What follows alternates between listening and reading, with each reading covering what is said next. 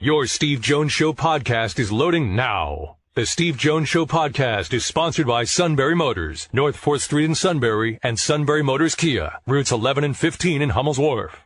He is the national champion, Max Dean. Max, first of all, welcome. Great to have you with us. Oh, yeah, thank you. Appreciate you guys and your support, and excited to be on the show. You learn something at every level. So I want to take it two parts. What did you learn at Cornell as a wrestler that no matter what is a basis of what you do today? And then I'll follow it up with what you picked up at Penn State. So we'll start. What is the foundation that was laid there that is still important to what you have today? Well, I spent a lot of time there, 5 years. So to try and go through everything that I learned while I was there would be probably an impossible task. Cornell is a huge part of who I am as a wrestler and a person. Obviously I can't deny that because there's a lot of great people there, and they were really good to me. I spent a lot of time with my brother there training. Yeah. In terms of skills, a lot of my wrestling and my foundation was built there. Did a lot of hard wrestling and hard training there. So, that sticks with you, just getting bigger and more physical. But,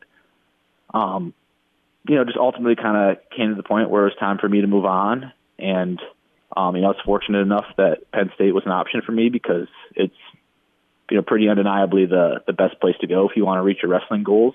And, since I've been here, I think, even more so than just the wrestling knowledge, which speaks for itself, but just life perspective and making decisions about the type of person I want to be and the way I want to treat people. And, not that I was a bad person before or anything like that, but just being a little bit more committed to it and a little more clear about it. And I would just say mostly I feel like my values have grown at Penn State. That's called maturity. All right.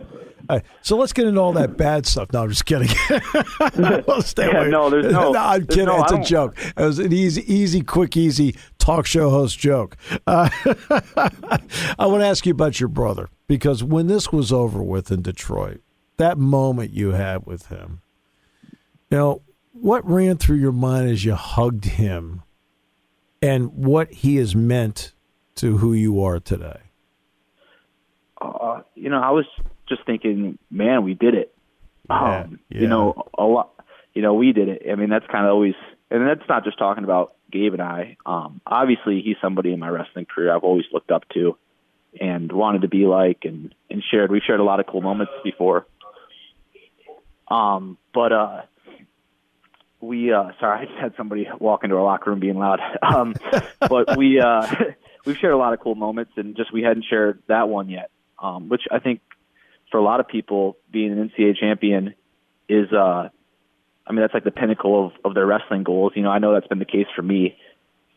So just getting to finally get that done and have him there for it. And, you kind of feel like a little kid again. I remember being in my dad's, crappy van with Gabe. I was probably 7 years old, and we're driving around to different tournaments. And it's like things you don't really think about a lot, and then all of a sudden you feel like that little kid again that just wanted it for so long, and now you're finally like here. I feel like I'm maybe stumbling a little bit, but it's just a cool moment to share, with him and all the other people that have supported me. There's no worse feeling in the world than having everybody in your life just give you everything they've got to give in support of you and your goals, and then feeling like you let them down. Which, I've been at that point in my career before, where I made it all the way to the NCAA finals. And I just remember being like, man, I just let everybody down. And that's not the way that they view me. That's something I put on myself. Sure. Yeah. But just to give my family and my coaches and my training partners and some of my really close friends and all these people that have stuck by me through a couple of really tough years, just to give them something to be excited about and a moment of satisfaction, it just feels really good. Well, what's interesting, and I've talked to many people over the years, all the people I've talked to, and the great ones always have that self-imposed pressure on themselves. Like people talk about pressure from the outside. The pressure internally, I always felt, was greater from somebody than it was from the outside. And it seems like that's with you. It's to you, it's that desire to be the best you can be, but it's an internal pressure.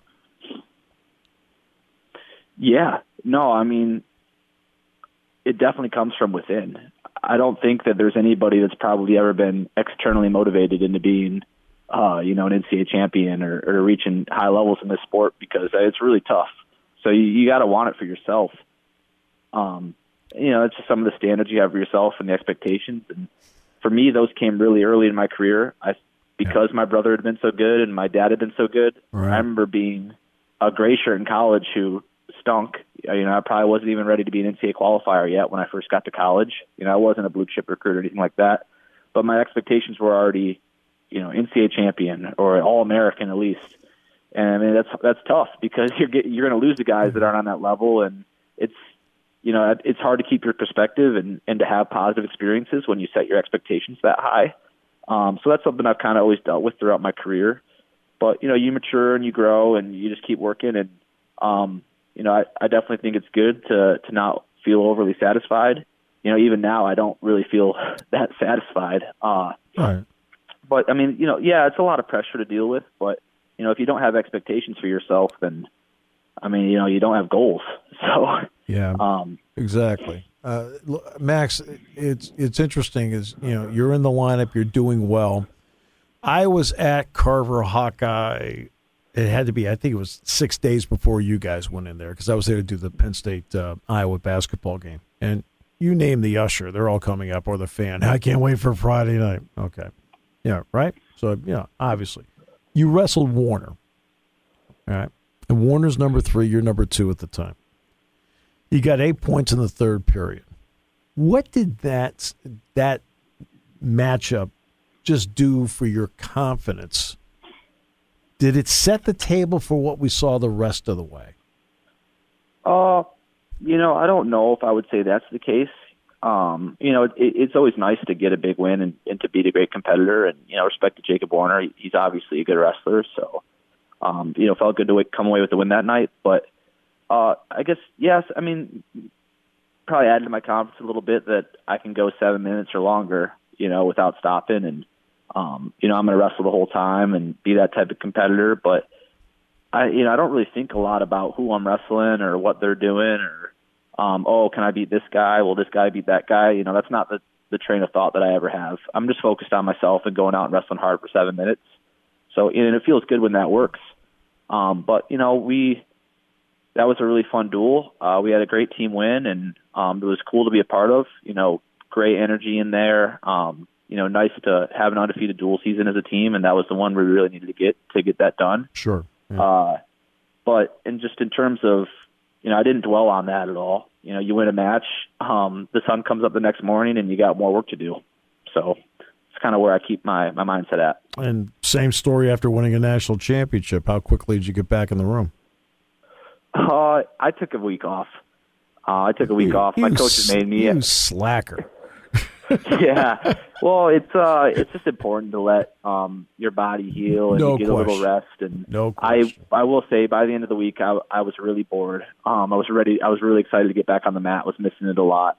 And I'm just super grateful that I have another year of college wrestling because I couldn't imagine being done right now. That would really bum me out. So what do you want to work on during this, quote, off season when because I always talk about, whether it's football, basketball, wrestling, you can make your game in the off season. So what do you want to do, and what do you want to do, and do you want to do any freestyle during the course of the off season? Well, I'll definitely be training freestyle with, our RTC. We've got a lot of great guys here, and we have guys that are going to win world titles this summer. So, I'm excited to be a part of that, and I'll help them however they need. And obviously I gain from that too. In terms of competing this spring or summer, I haven't really made any final decisions yet. I'm still working through that with my coaches and thinking about what's best for me. So I couldn't commit to anything yet. But, what I want to work on is I definitely want to attack a lot more. That was a big thing coming off of the tournament, and now having kind of that pressure off of winning your first NCAA title. Now I'm just like, all right, I want to do that again, but I want to do it with a lot more style. So, turning guys on top and, shooting a lot more on my feet, which I know I can do. So I'm excited to do that. And in terms of anything a little more specific than that, I don't really want to get into game plan or what I'm working on. But definitely, I would say the main thing would be going out and scoring more points. Does the freestyle part of it help your footwork? Yeah, absolutely. I mean, freestyle and folk style, they're similar in some ways, but they're also very different. Freestyle, you got to be a little bit more calculated, have a little bit more control over what you're doing. You can't just roll across your back or do crazy stuff. So, no, I think it helps, especially the way that you're moving your feet is really important. And, freestyle wrestling is mostly neutral. So, wanting to go out and get after some attacks and shoot and score, it's good to focus there. Remember all those miles in that, quote, crappy van? As your dad was taking your brother around? It eventually paid off for you, too. Congratulations on a great season. And I know what's really cool about you is you're not satisfied. You want more. And I think that's what makes you special. Congratulations. Well, hey, thank you very much. Like I said, I really appreciate you guys' support. And, it's nice to be able to come on the show and talk with you. Looking forward to doing it again sometime. Max, I appreciate that very much. Thank you.